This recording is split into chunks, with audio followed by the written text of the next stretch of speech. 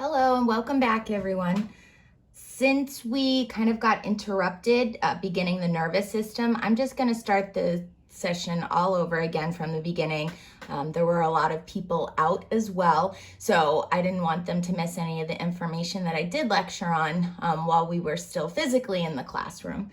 So we're going to get started at the top of chapter 11, which covers the nervous system.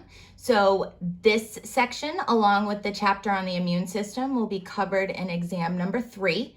And I'm gonna do my best to try to accommodate the learning situation, which is gonna be new for everybody. I've tried to print out various slides that have also been uploaded to Blackboard. I'm gonna do short video segments for each section that we're gonna learn about through the chapters. And I'm also have uploaded the drawings that I would have normally done on the whiteboard in lecture for availability for you to download. It's as a PDF in Blackboard. So let's go ahead and get started. And again, always feel free to email me if you're having any problems with internet connection, abilities to view the video lectures that I'm uploading, or any other problems that you encounter. This is gonna be brand new for all of us. All right, so we are gonna start by talking about the structure of the nervous system. Okay, remember the nervous system is broken into two components. We have the central nervous system along with the peripheral nervous system. So the central nervous system is your major area for information processing and decisions on what to do when you get signals from both the internal and external environments. So the brain is composed primarily of the brain and the spinal cord, which descends down from the brain stem. And spinal nerves are going to be sending sensory signals in as well as motor signals away from the brain and spinal cord. And that's accomplished through the peripheral nervous system, which is composed of cranial nerves and spinal nerves. So this is the communication line to and from the central nervous system. All right. So make sure you understand the divisions of the peripheral nervous system, okay? The peripheral nervous system is divided into two major divisions, one of which is called the sensory or afferent division. Afferent, I like to think of as approaching. It starts with an A, approaching, afferent. It is going and delivering sensory signals from both internal and external environments, such as the skin, muscles, tendons, perceptions of pain, touch, temperature. These are all sensory signals that are being relayed from the internal and external environments directly to the spinal cord. That information is then relayed up to the brain, so we can have kind of an understanding or a higher learning process associated with those incoming signals. All right. Once that information is processed by the central nervous system, it is going to send a motor signal or an efferent motor signal back out to the skin, organs, muscles, etc., to have a reaction to those incoming signals. All right. So here are your two major divisions. You have sensory, which is incoming, and motor, which is outgoing or efferent. Okay. Now, the further division of the motor or efferent branch of the peripheral nervous system is the somatic and autonomic nervous systems. Somatic refers to any motor function that is voluntary. All right. These are things that you have to engage in and actually think about moving a muscle. So this somatic nervous system applies primarily to skeletal muscle, which is all under voluntary control. All right.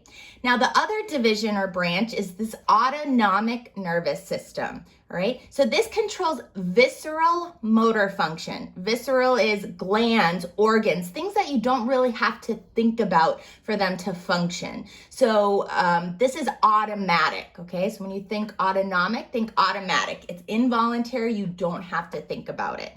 And you don't want to have to think about how quickly your heart is beating so that you get enough blood to the organs and to the muscles. You don't want to have to think about your lungs expanding so you can take a breath. This is all under autonomic control by the nervous system. all right? So it conducts impulses from the central nervous system to cardiac muscle, smooth muscle, as well as glands, all right? Then final branch of the nervous system is a further division here, the autonomic, which is the sympathetic and parasympathetic divisions. So this determines to what rate that your automatic nervous system signals are going to be functioning. So the sympathetic division is your fight or flight division. This is going to mobilize all body activities during all body systems during activity. This is basically for you to be able to defend your life in a life-threatening situation.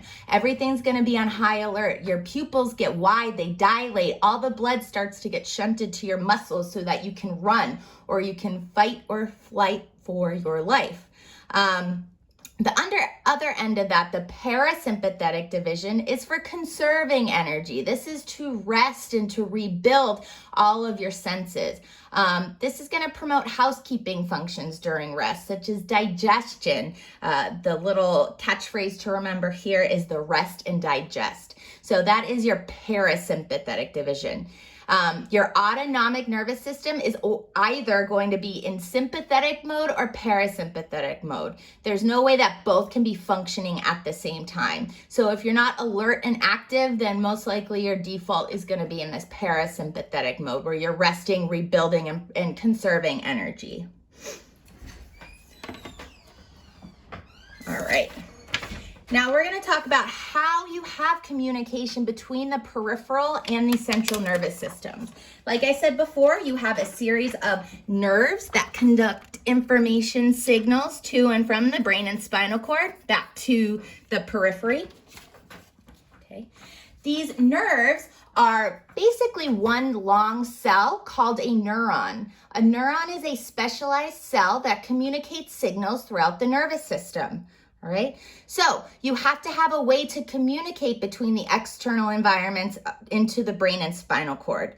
So in general, you're going to have your periphery, which can be the skin, they can be internal organs, it can be muscles, tendons, etc. They have to send sensory signals to the brain and spinal cord. So that's conducted along this sensory neuron, which is going to enter into the spinal cord and communicate with neurons that are located inside of the spinal cord only, called an interneuron.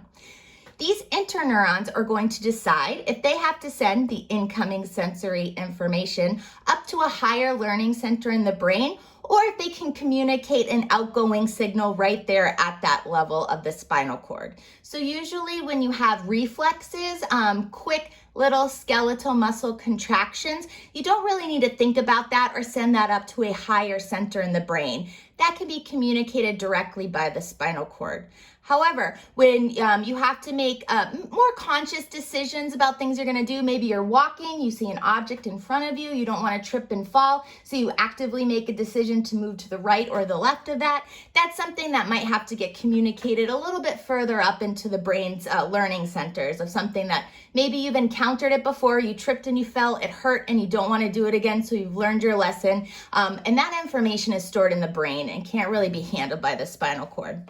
Either way, the interneurons or the neurons are specialized cells that are responsible for that type of information.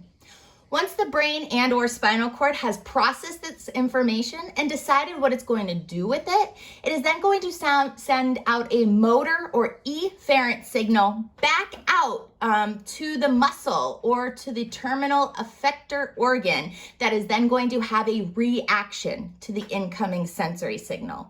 So the interneuron is going to connect directly with a motor neuron, which then will leave the brain and or spinal cord, and it will connect directly with the, let's say, skeletal muscle that is going to contract so that you can move around that obstacle that's standing in your way, right? So this is how you have this back and forth communication between the peripheral nervous system and the central nervous system.